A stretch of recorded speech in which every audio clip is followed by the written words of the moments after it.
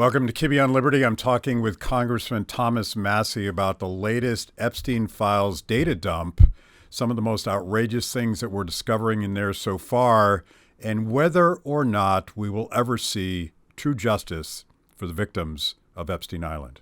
Check it out.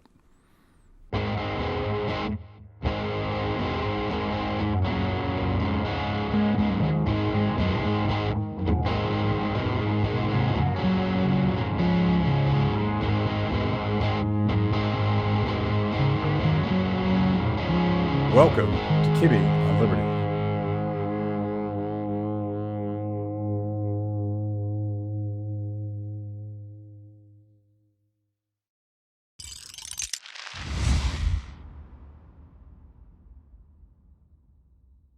Congressman. Matt. You have a heart out, so I just want to get right into it. I feel like there's a lot in the news here, and it's all your fault. Mm-hmm. There was At least I'm getting credit. Yeah. If I'm getting blamed, I'm getting credit. This almost never happens. Right. Huge data dump, Epstein files. What do we know so far, and what are we not getting? Well, we know there's a lot of depraved activity among the elites in our society. But the one thing I want is the one thing the DOJ is not releasing, which is the names of the clients and co-conspirators in this sex trafficking ring. So they've either over-redacted the files in some cases or just completely omitted files in other cases. The unfortunate thing that they've also failed at is they have released victims' names, they have released victims' information. I heard a report that a victim who'd never gone public, didn't want to be public, was getting calls from reporters at home. And so the DOJ's failed on at least 3 counts. They're late, they haven't released all the information, and they've released the victims' identifying information, which they shouldn't have done. And if I'm not questioning the judge's decision, but Ro Khanna and I asked the judge to appoint a special master. Maybe it's just as much my fault. Maybe the legislation should have called for a special master. I never anticipated the chief law enforcement officer of the United States not following a law. I didn't know we would need somebody to watch over her. But Ro Khanna and I appealed to a judge to ask him to appoint a special master to oversee what the DOJ was doing. And the judge decided he wasn't able to do that. He suggested if we bring a court case, that might give us the standing to compel him to do that. So that's an option, but we don't have a special master, so there's nobody watching over the DOJ. That's unfortunate. And the reason we know they haven't released everything is we haven't seen these FD 302 forms that the FBI fills out every time a witness or a victim gives a statement, does an interview. I don't know why they don't videotape that or make a complete transcript of it, but they have this process of where they put all of the pertinent information, and that would include a defendant's name or somebody that the victim has alleged has done something criminal. What we see in the documents right now is not necessarily anything criminal. It's a lot of embarrassing stuff. And we have seen another government person in the UK resign. We've already seen a prince lose his title, and we saw the ambassador from Britain to the United States sacked. And so this release has claimed another, I won't say victim, another hide on the wall. So there has been some success there. And the victims have actually appealed to a judge now to get the DOJ to take the site down. So some people have asked me, do you think the DOJ made these mistakes on purpose? Number one, to make my effort look bad, but number two, to create an outcry so that there would be no more files released and that these might go away. I don't think that's the case. I'm fully confident that they are capable of this level of incompetence. Yeah. Well, the Attorney General, as I recall, told you that there wasn't anything else before this data dump. Mm-hmm. But yeah. I guess there was. Yeah, I met let me talk about the genesis of this. We talked about this before. When people say, "Why didn't you do this before?" The seed of all of this really happened back at the DOJ when Pam Bondi invited Jim Jordan and all the other Republicans on the House Judiciary Committee to come over for dinner. And they had DOJ China. Now, Pam Bondi didn't create the China. She was surprised to find out that the DOJ had China. But it had been decades since the DOJ had invited Congress to come over, and it was to be a cordial dinner, and it was cordial. And before I went there, it was actually my girlfriend at the time, who's now my wife, suggested. I said, Jim Jordan told us we each get to ask one question of Pam Bondi, that she'll take questions. And I said, what do you think I should ask? And she said, ask her when the next phase of those binders is coming out. And I said, I'm not going to do that. This is a cordial dinner. It's to kind of, associate names with faces and develop a basis for cordial correspondence and whatnot as the administration goes on. But as the day got nearer, I decided that is what I should do as I started looking at what wasn't getting released. And so she was making more and more statements in the public. And so I asked Jim Jordan, I said, do you care? I want to let you know this is the question I want to ask her. And he said, you do you, Massie. I'm not going to tell you what to do. And so sure enough, seated at the table, I think it may have been Todd Blanche between me and Pam Bondi. The most senior members of the Judiciary Committee were seated kind of across the table from them. But somehow I ended up on this very long table, very near Pam Bondi and Todd Blanche. And I chatted with them too before we sat down. There were some other people who were there that I don't want to disparage by mentioning them, but because they didn't have anything to do with the Epstein files. In any case, I asked the question. I asked Pam Bondi, when could we expect to see the next tranche of these files? And she told me that all that was left was child porn, and it was really disgusting, and nobody wanted to see that kind of stuff. And, if I were if I were a reporter, there would have been a follow-up question, but this was a cordial dinner, and I just at that point I realized she has no intention of ever releasing any more files. And so I had to go back and tell my girlfriend the next day, guess what? She said there's nothing left. After having said there was, tons of this stuff on her desk that she had found. So that was the seed that eventually germinated later that summer that became the Epstein Files Transparency Act. Yeah. I mean, I want to get more into the details of what we know so far, but it strikes me that I'm thinking about those poor influencers that held up the binders that Pam Bondi gave them on the White House lawn.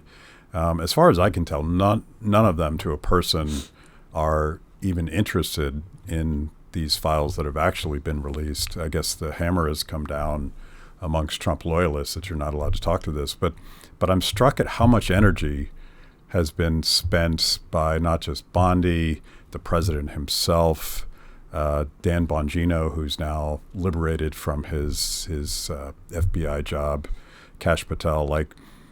They've gone from there's nothing there, Epstein killed himself, blah, blah, blah, blah, blah, to this, and now they're just not even acknowledging there's a lot of smoking guns so far that we know.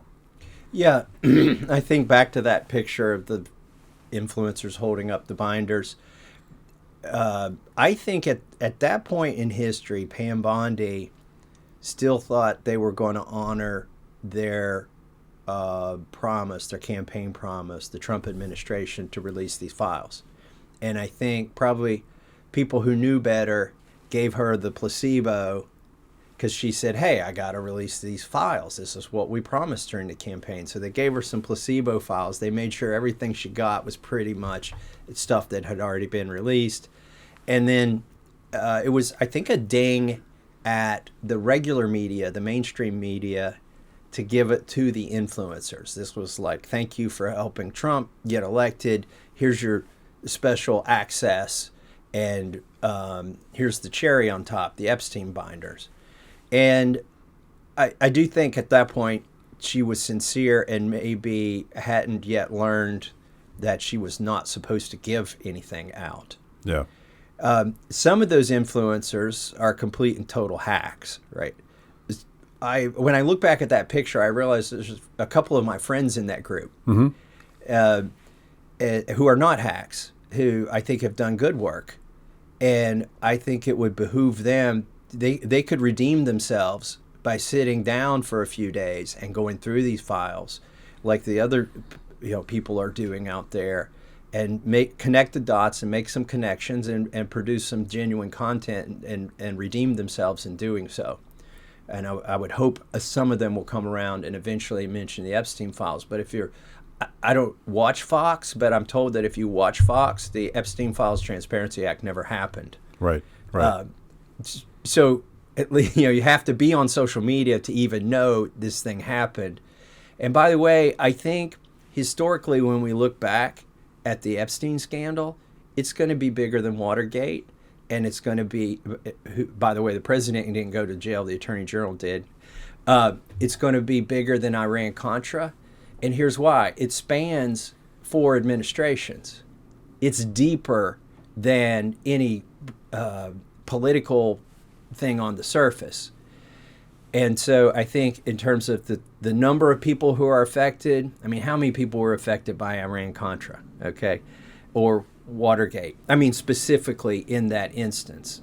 Obviously, everybody's affected when there's a lack of transparency and bad or fraudulent things happening. But I mean, directly affected or implicated, that was a finite group of people in both of those. Here we have what seems to be almost an infinite number of people involved with Jeffrey Epstein. And at least we don't even know yet how many there were in the criminal enterprise or the seedy part of it. And it's like that Spider-Man meme where there's 6 Spider-Men, they all look the same and they're pointing at each other. You've got all these billionaires pointing at each other. You're in the Epstein. No, you're in the Epstein. No, you are in the Epstein. It's you who is in the Epstein files. And you're the one who went to the island. I didn't go to the island. Anyways, there's sort of this circular finger pointing that's going on. But I think it's a scandal that is longer in time, involved multiple administrations, and that's why we have to get to the bottom of it. It strikes me, and I'm thinking a little bit of Mike Benz. You've probably seen some of his stuff. Yeah, Mike Benz. I love his stuff. I have been reposting it, replying to some of it. For Mike Benz, I hope the guy doesn't OD on this data dump, because he can sift through the sparsest information and find out what matters and connect dots. Like, he's the guy who can find the needle in the haystack. Mm-hmm. We just gave him a haystack of needles, right? Like, I don't know what he's going to do with all of it. Yeah. He could spend the rest of his life with the kind of diligence that he applies to connecting the dots on this much data. Yeah. You're calling this a bigger scandal than Watergate and Iran-Contra.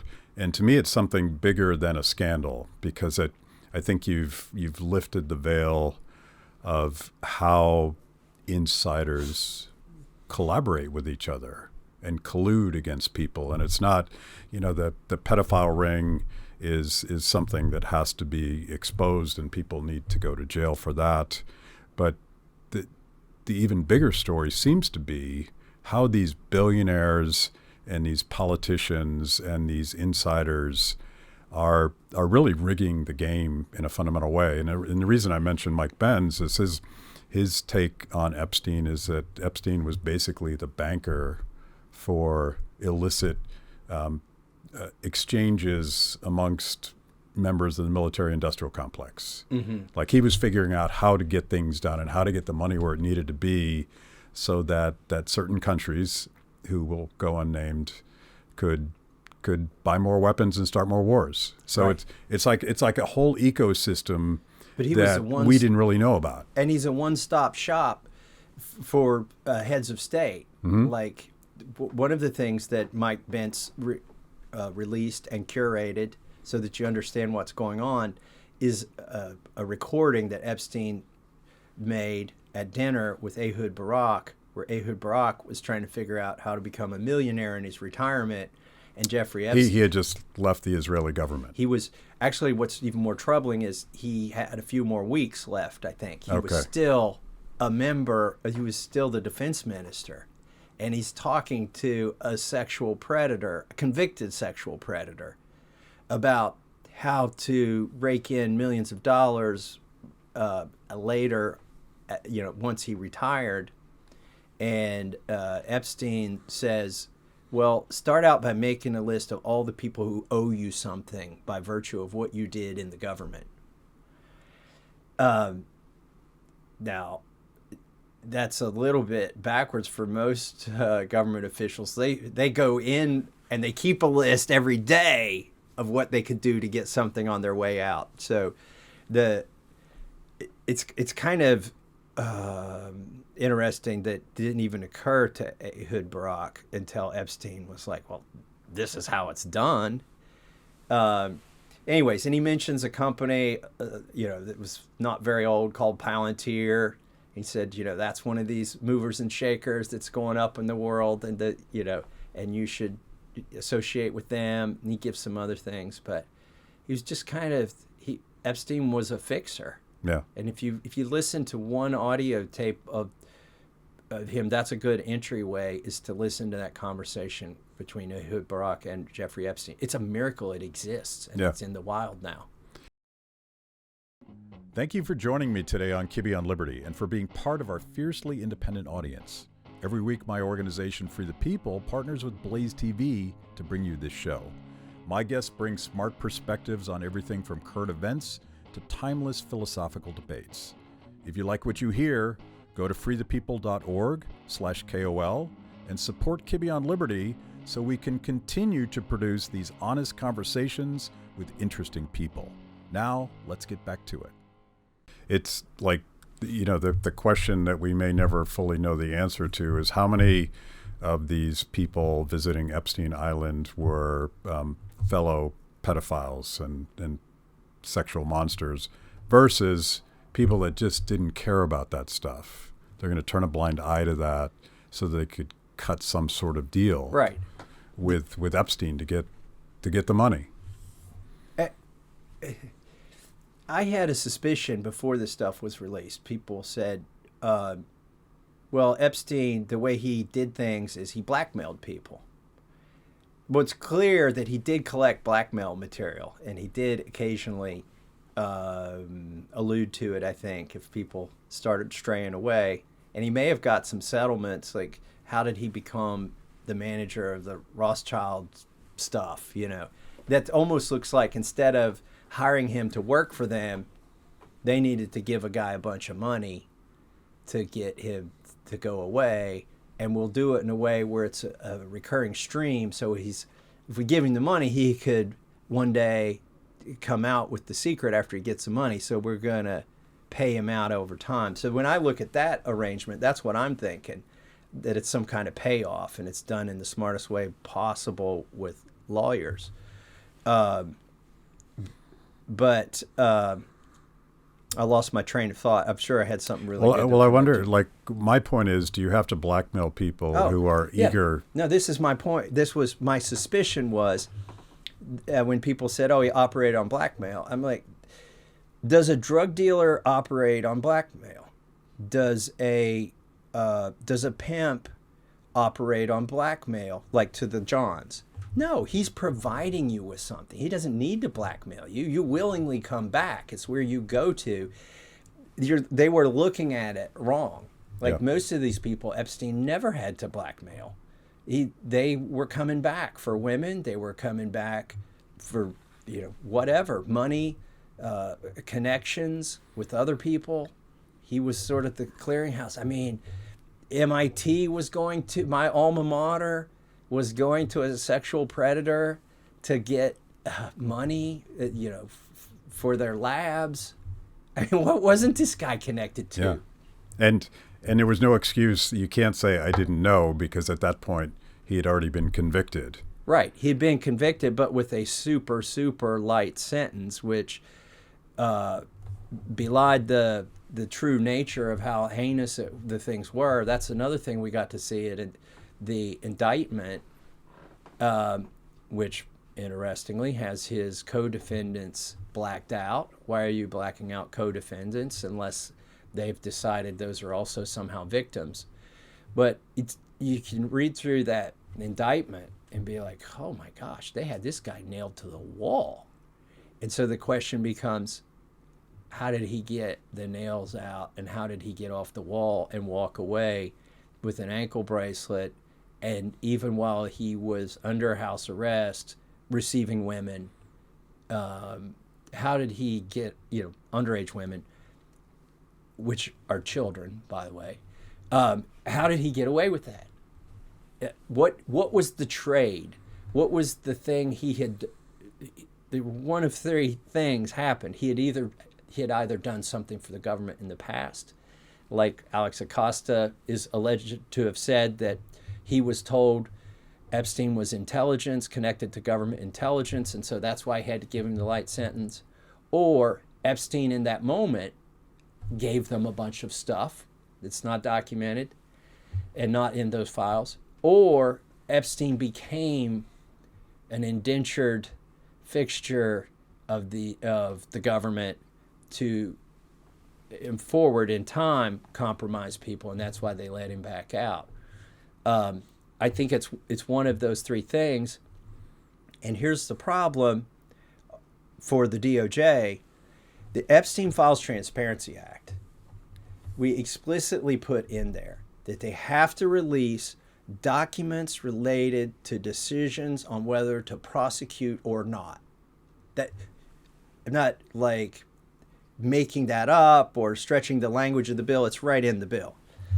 And they haven't released anything about the decision on why they gave him a light sentence. That's one of the things, besides the 302 forms, that we specifically wanted to get at and named in the bill. So I asked folks on X to come up with questions to ask you. But before I ask that, I want to talk about this very scientific poll you just ran on X. I think you had 150,000 people participate. Is Jeffrey Epstein dead? Did he kill himself? Is he still alive? I forget what the other option was. Did he kill himself? That got 3%, if I remember. 3% of the 147,000 people who took this poll think Jeffrey Epstein killed himself. It was like... And Dan Bongino was one of those, I guess, who participated. Dan Bongino and Kash Patel obviously took the poll. Yeah. And they called all their family and said, do this.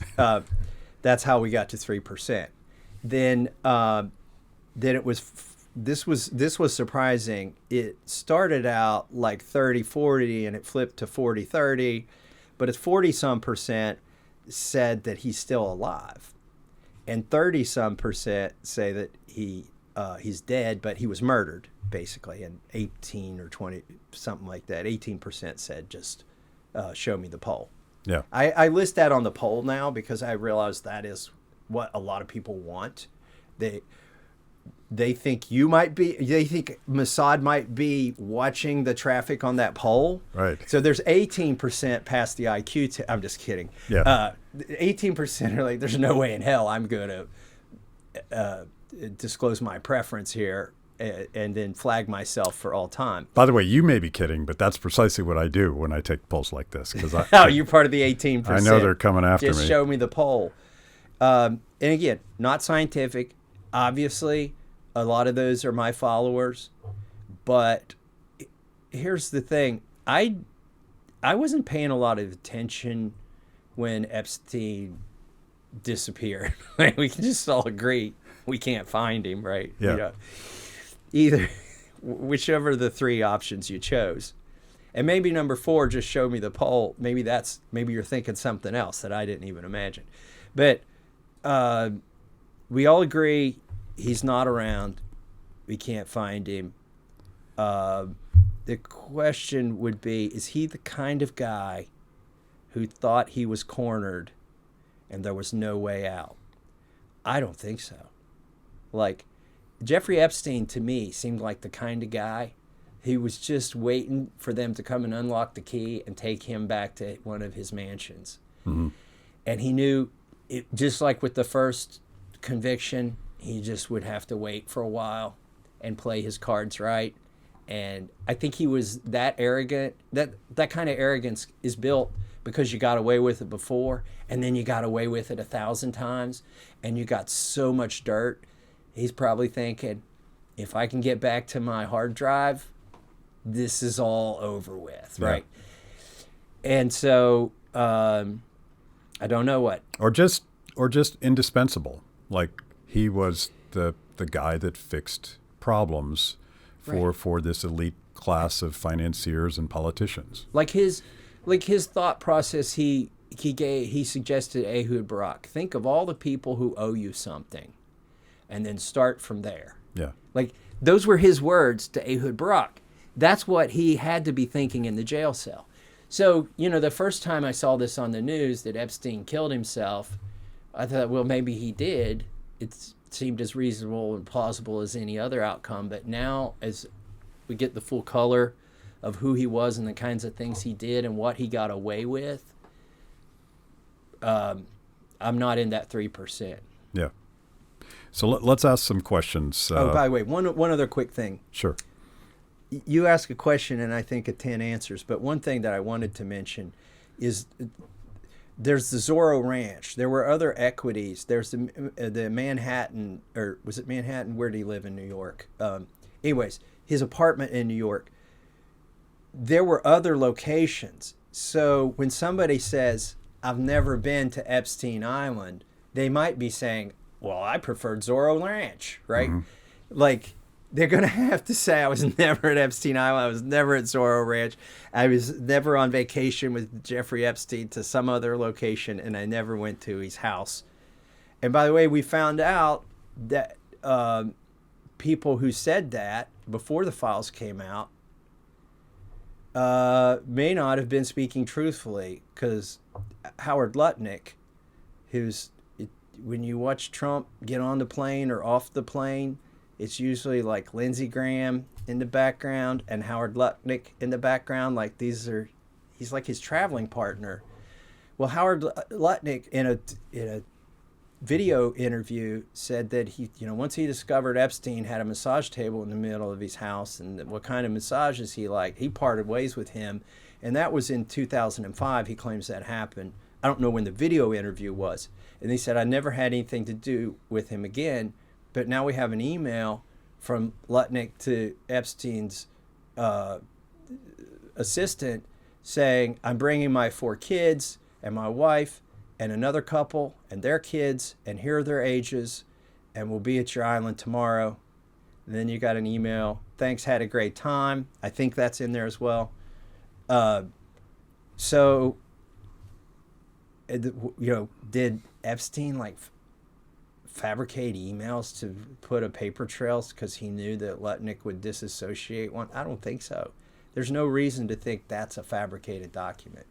Well, President Trump did tell Marjorie Taylor Greene that releasing the files would hurt his friends. Yes. To quote her.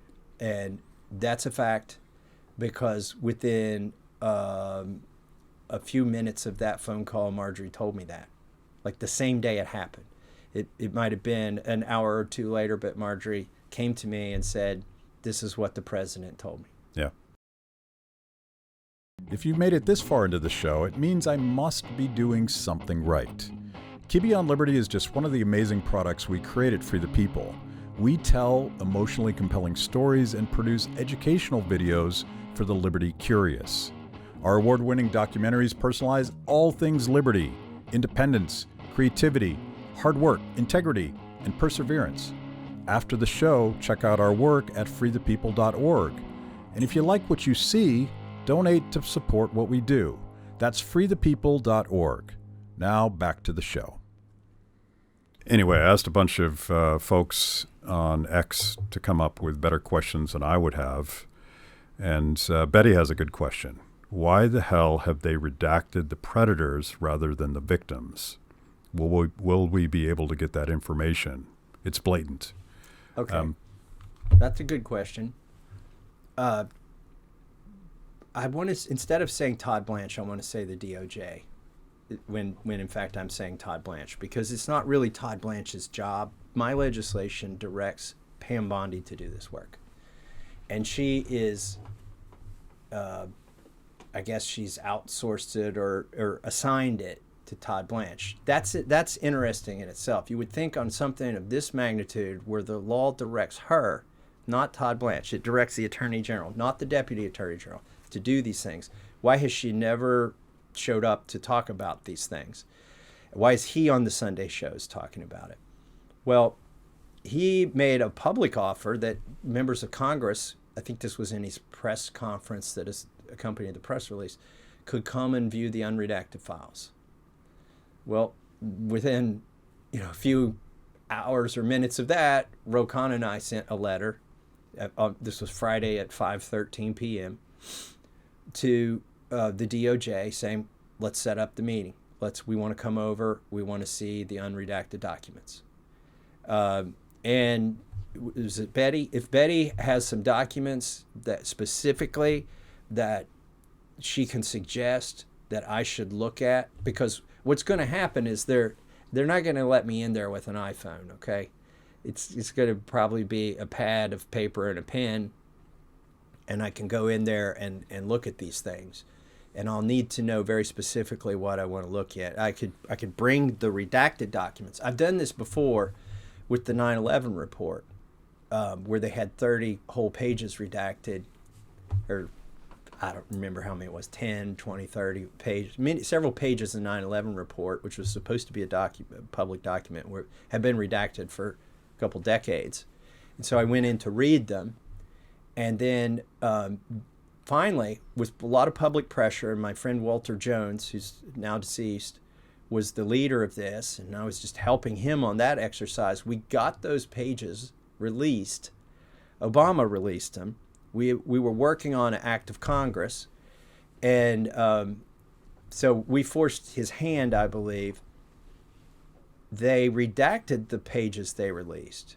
So I went back into the SCIF with the released pages that had been redacted and compared because when I read the released pages, it didn't have the same impact on me. So, and it didn't have the same impact on the public as it did when I read those pages. So I went back in and I compared them, and it's a masterclass in how you can take just a few words out of a whole page and obfuscate exactly what was going on. Yeah. That flows perfectly into this question from Michael. Do you think the feds are actively deleting damning files that haven't been released yet?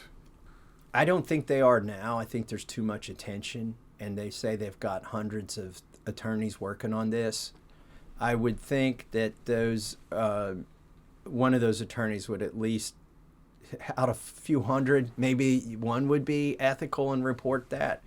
I also think there would be a forensic paper trail. Now, at the CIA, they may be doing that, but I don't think they're doing it at the DOJ. And they may have done it already.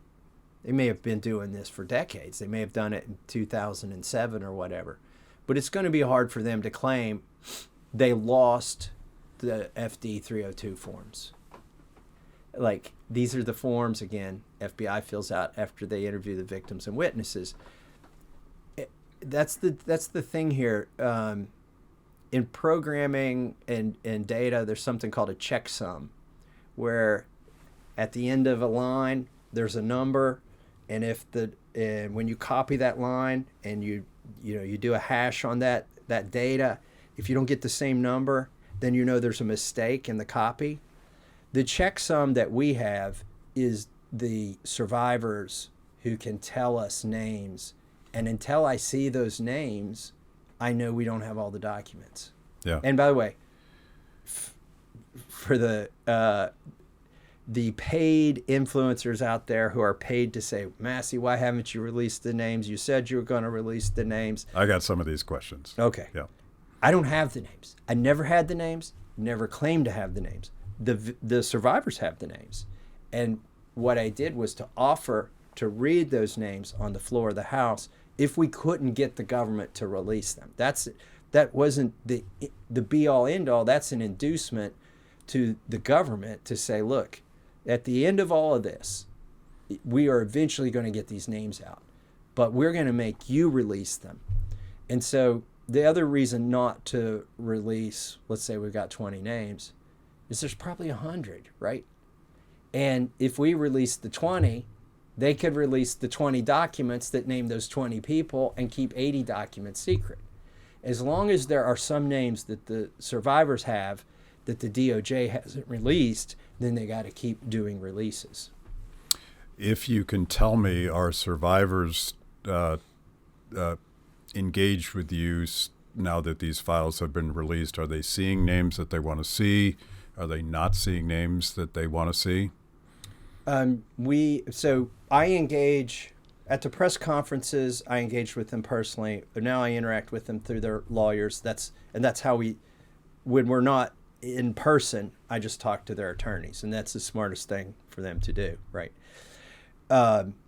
They are not at all happy. They are unhappy that other survivors have been outed. I mean, they're getting calls at home, that people who've never been public.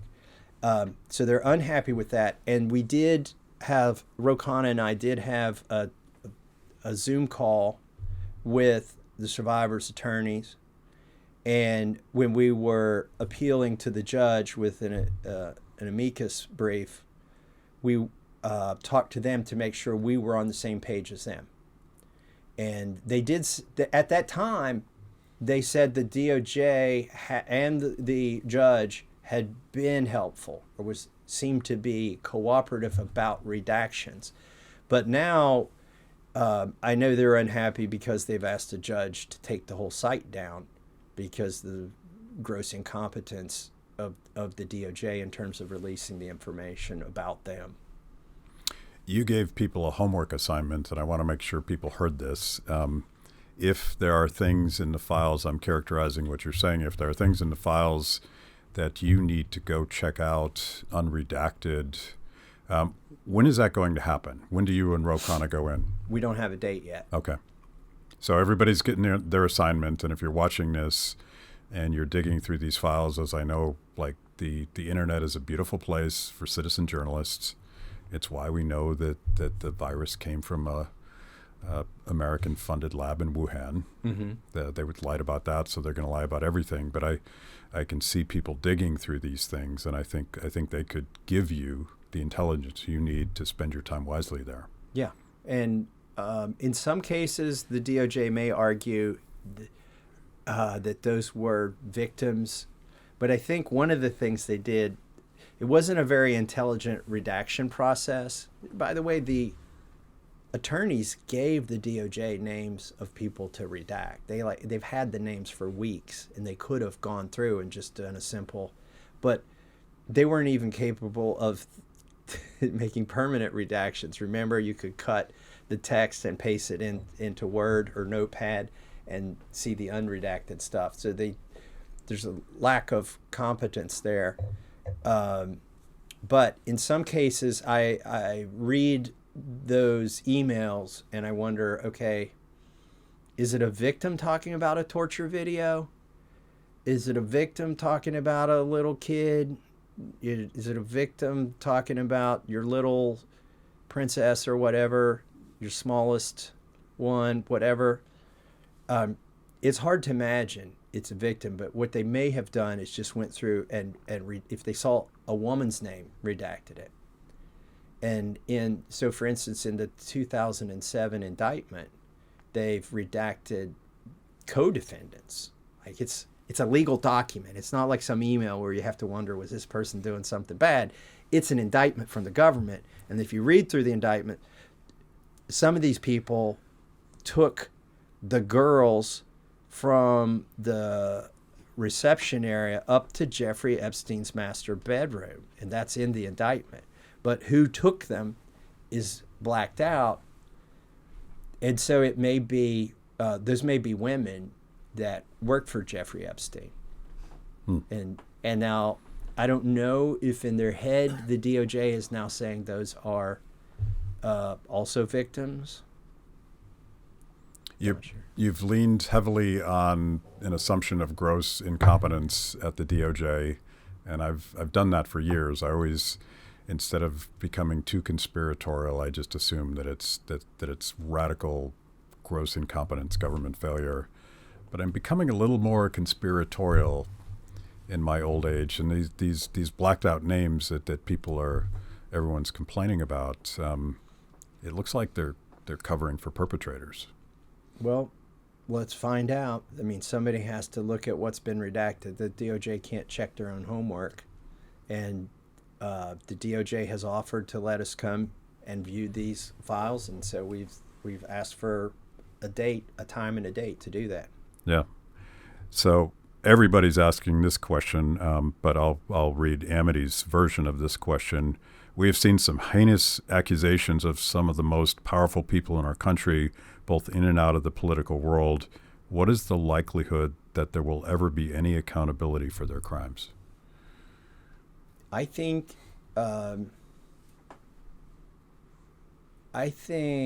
it's higher than most people think. I think they're going to get caught. So, and here's why I think that.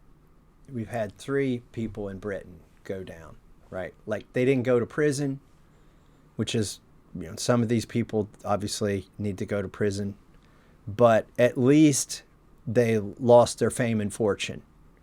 And we got to this point today. We got to 3.5 million documents because 24 survivors came to the Capitol and stood with me and Ro Khanna and told their stories, and there was already public sentiment on our side, but I think the groundswell of support and then bringing it inside of the Beltway, bringing it to the steps of the Capitol and pressuring these people. Now, we never got another signature besides Marjorie Taylor Greene, Nancy Mace, and Lauren Boebert, and me on the Republican side. We were trying to get more signatures. We never compelled that to happen. But when the vote did happen, because they had bottled up this so much, it was 427-1 in the House and 100 to nothing in the Senate. So think of this as like, maybe it's a 2-step process. We got to where we are, 3.5 million documents, by making the argument in public and using the information that was already out there. Now we've got 3.5 million documents that we can use to, again, bring the public pressure to bear on my colleagues or the DOJ through citizen journalism and research, and Mike Benz connecting the dots, and the survivors, again, with the sustained pressure of pointing out that there's a release, but these men aren't named, and the FD 302 forms aren't there. We're not as stupid as you think we are, DOJ. And so the next step will be to use the material that's been released now to get the next bit of material. Yeah. And by the way, if you're one of the 3%, or if you're one of the 20% who don't care about this or don't think the files should be released, it's, I don't know where your head is at this point. I mean, the heinous things that we've seen, I think we can bring the remaining 5 to 20% in the polls that don't think the Epstein files need to be released. Hopefully now those arguments have gone away. Well, it seems like an argument primarily made at this point by political apparatchiks that want to change the conversation. And by the way, there's a criticism of me that the DOJ has made, and that you'll see in the public too, but not so much. This is mostly just a DOJ talking point, that they said, oh, this is like the John F. Kennedy material or the UFO material or whatever. You'll never satisfy these people no matter how much you release. I would say that's completely and totally false.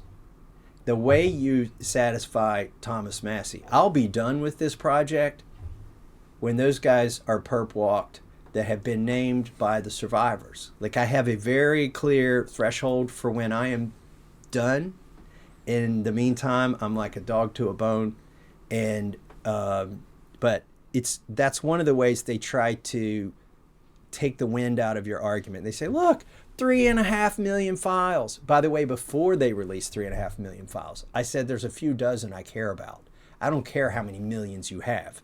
I want to see the FD 302 forms and the prosecutorial notes about decisions on whether to indict Epstein back in 2007. And oh, by the way, let's see those notes for the recent conviction as well, or indictment.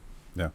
And if they released those, that would, I didn't write it down, but there was a question from someone that asked whether or not this massive data dump had the potential of smearing innocent people because of lack of context and all sorts of information not relevant to the accusations.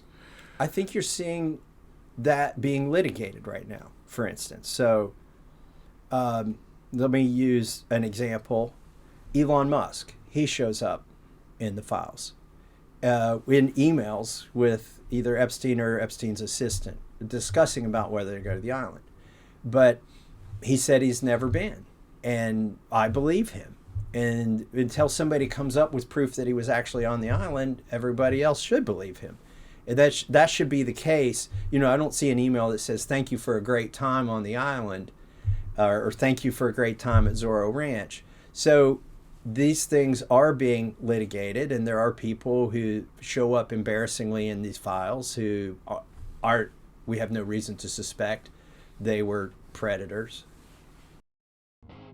At Kibbe on Liberty, freedom is a lifestyle 24/7, something you live and breathe and wear every day. If that describes you, you need the very best Liberty swag in the market today, just like this shirt I happen to be wearing.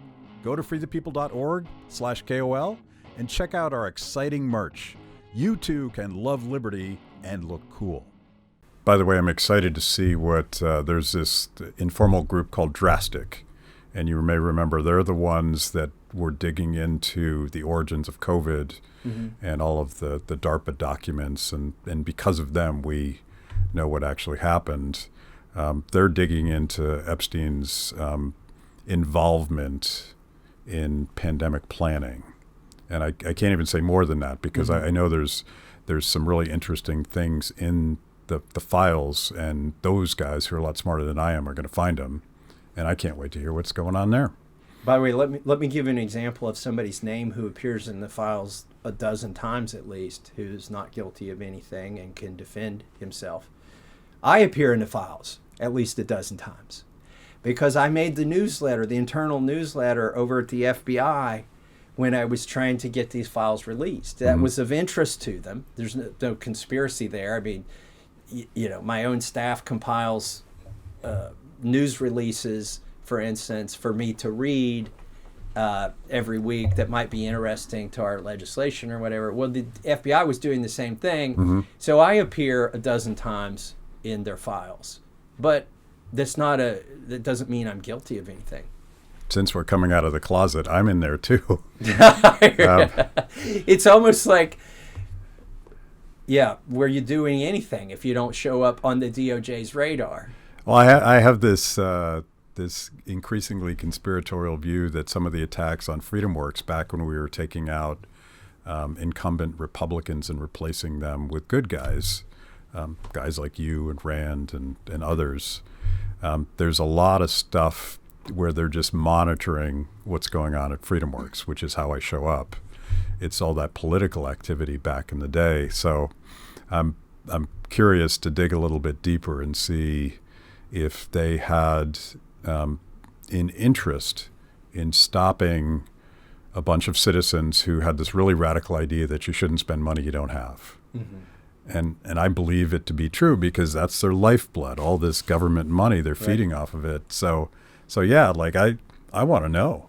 I want to know who exactly we're fighting against when we try to do something as obvious as not spend money for illegal immigrant programs in Minneapolis.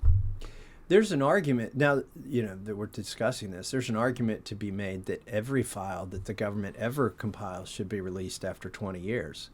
Because if you were investigating a crime and it's 20 years later, your statute is probably expired, statute of limitations, and it would be an inducement to the government not to compile a bunch of crap on people that had no legitimate purpose or could ever lead to a prosecution.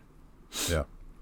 Well, you have a hard out, and we have about 5-10 minutes left, depending on when your press guy yells at me on camera here. But I want to talk about President Trump, and there was this pretty interesting exchange he had with a CNN reporter in, what is that? It's not the Oval Office. It's where the fancy people meet, wherever that was. Yeah.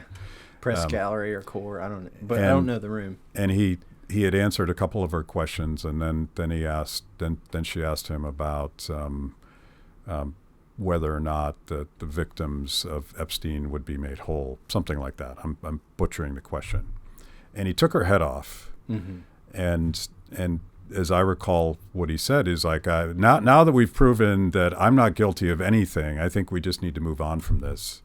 As if it was about him. Right, as if it was about him. Yeah. Which, that was something through the whole process, I call it 5 months of legislative siege warfare to get this passed. Ro Khanna was careful not to make it about Donald Trump, and I was careful not to make it about Bill Clinton, because that wasn't going to help the survivors to, had specific billionaires and people they had in mind that were in these files that need to get released and possibly indictments issued. And so anybody who's still arguing red team, blue team after these files came out, it's almost like a contest.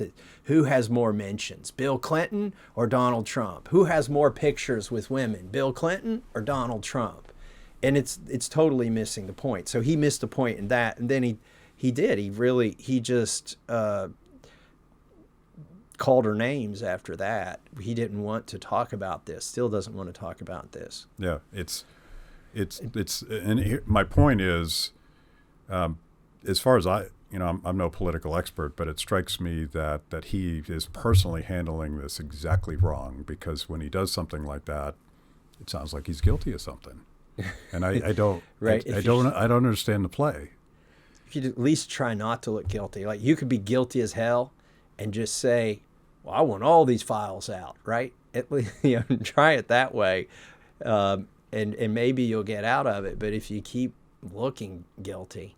By the way, I started this out and as thinking he's not guilty at all. But the more he behaves like that, like you said, the harder it is to believe there's not something that he's embarrassed about. I'm not talking about guilt, but embarrassment.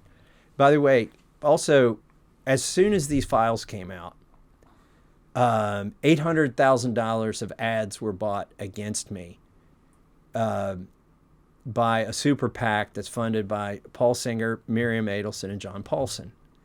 They had bought ads last summer. Same day? A day yeah, later? within hours. Yeah. Maybe they already had it planned. Sure. But you could say maybe they already had it planned, but maybe they decided how much to spend or when to spend it, right?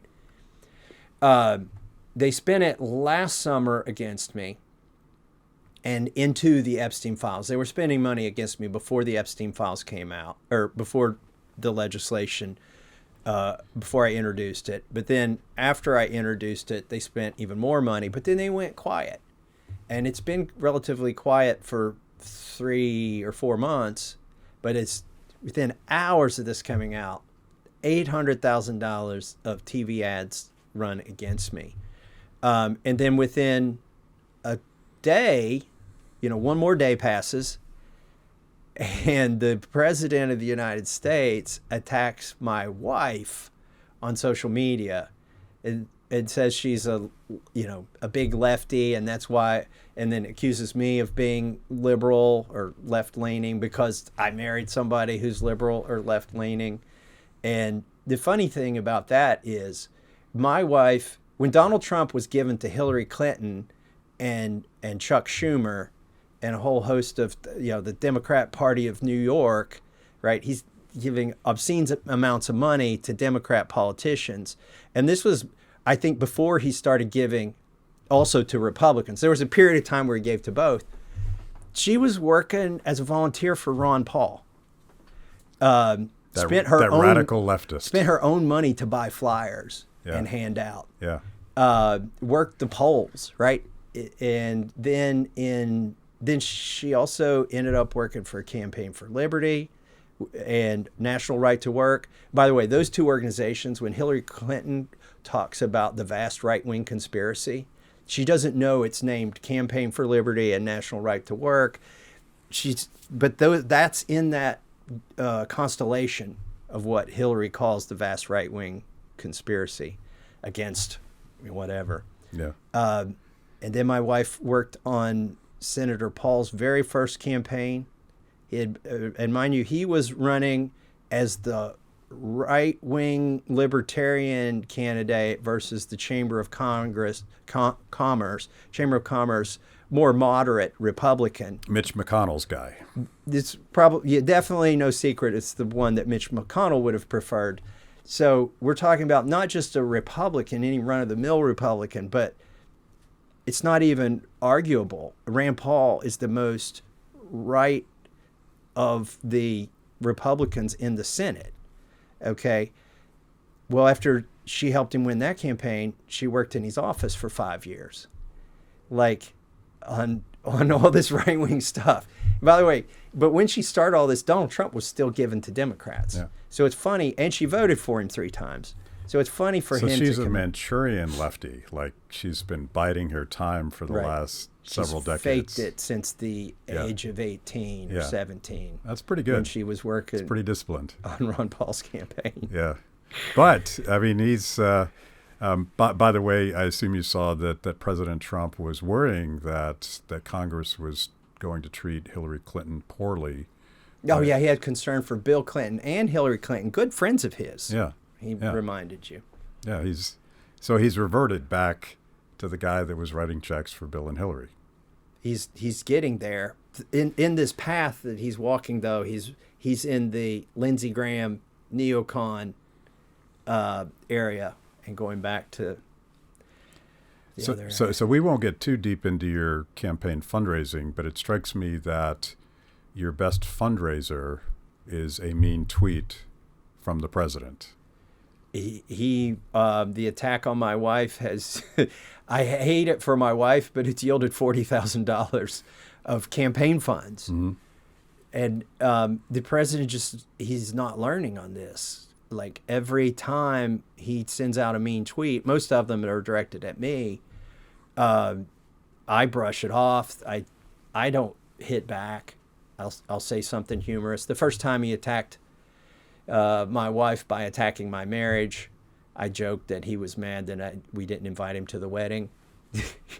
And this time that he attacked, I said, who knew Carolyn would get free rent in his head along with me? I guess that's one of the perks of marriage, is that you get free rent in the president's head now if you're married to me. We're cohabitating there. We also got to go in his head to Switzerland, to the summit there. He mentioned me there, said I needed to see, on the world stage, said I needed to see a psychiatrist.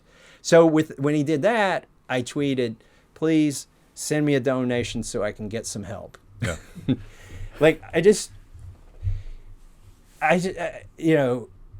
I try to take it with a grain of salt because obviously the things he's saying are not true. When he says them about me, he said, if you want to know how I'm polling, he says I'm at 8%, 9%, and 6%. I think 3 times he's reported that I'm polling in the single digits. Yeah. When in fact I am polling ahead right now in my race. But so, and a lot of the attacks, there's two things about the attacks why I don't take them personally. Number one, they're trying to intimidate other members of Congress. Do they think they're going to get me to vote for this omnibus this week by tweeting a mean attack on my wife? There's no way in hell that's going to persuade me, right?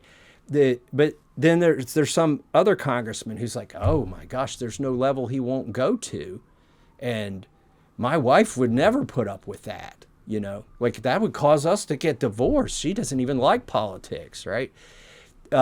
Or when they run $800,000 of ads against me, within hours of the Epstein files coming out, they're thinking, oh my gosh, can I win? And then when Trump tweets, by the way, he's endorsed my opponent, I think now. He's tried to launch my opponent's campaign 4 times by endorsing him.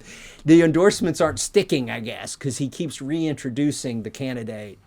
And sometimes he just copies his tweet from months ago, right? Yeah. I mean, you could give your social media post to Grok and say, hey, can you do this again, but change the words a little bit so it doesn't look like I'm so lazy, I'm just putting the same thing out. There's another reason I don't take it personally.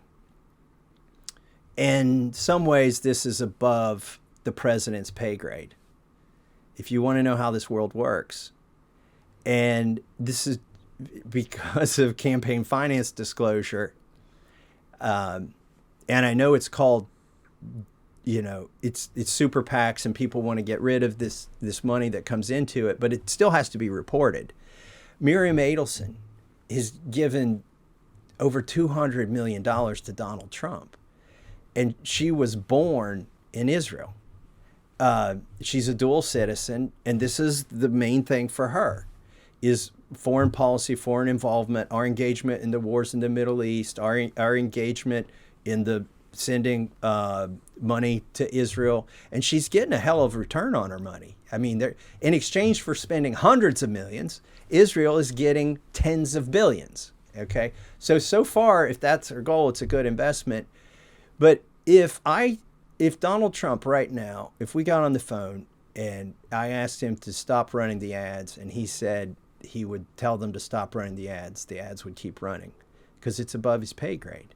It's like the tweet about my wife. I don't take it that personally. I think his political consultants, who aren't that smart, tried to figure out a way to cause some kind of marital disagreement or strife for me so that I would be less effective as a campaigner or as a legislator. And it's just not working. But again, it's above his pay grade. It's the billionaires who he has stood on the stage next to and said he does things for them because they give him that much money. And that's why I'm not that offended. He's not the enemy. That's what I take from the Epstein files that I've seen so far, that it's a uniparty club, and you ain't in it. Do you think that when they get to Epstein's Island or Zorro Ranch, they compare voter registration cards? I don't think so. It does. Once the clothes come off, it doesn't matter if you're Republican or Democrat. Once the party starts at one of those places, I guarantee it. It's not a partisan thing. Once you get into billions, most of these guys give to both parties. If you look at Bill Gates and the kind of stuff that he's funded. Now I'm going to have nightmares about that. Thank you. Well, don't read the email that Jeffrey Epstein sent to Jeffrey Epstein memorializing what Jeffrey Epstein sent to who? To Jeffrey Epstein. Oh, he sent it to himself. He sent an email to himself memorializing things that he says that Bill Gates did. For instance, don't know if it's true. Bill Gates says it's not true, but Melinda Gates has talked about... Is not so sure. Is not so sure, yeah. And she could come out and say otherwise, but I think part of their divorce was because of Jeffrey Epstein. I think she specifically mentioned him. And so that lends a little bit of credibility to this, but I don't know if it's true. It's in the files. I don't even want to say it. Your people can go find it. Yeah. You can list it on the site. If you have a tough stomach, Google that. Yeah. All right. Thank you, sir. You got to go. Right. Thanks, Matt. See you. Thanks for watching. If you liked the conversation, make sure to like the video, subscribe, and also ring the bell for notifications. And if you want to know more about Free the People, go to freethepeople.org.